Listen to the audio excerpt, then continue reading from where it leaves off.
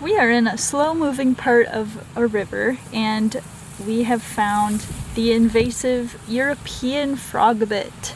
This tiny little lily pad looking plant came over from Europe and is often found in fish tanks or aquariums because it is a small leaf and it has this beautiful little white flower.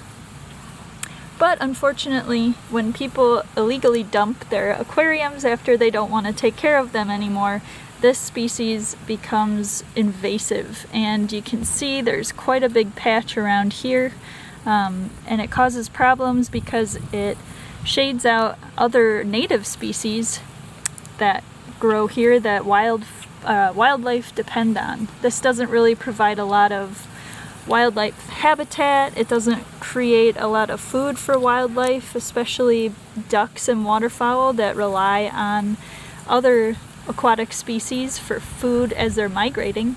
So it can cause a lot of ecological damage. Yeah, the duck says so too. So this plant can be identified by its small, kind of heart-shaped leaves. You can see my fingers in comparison for size.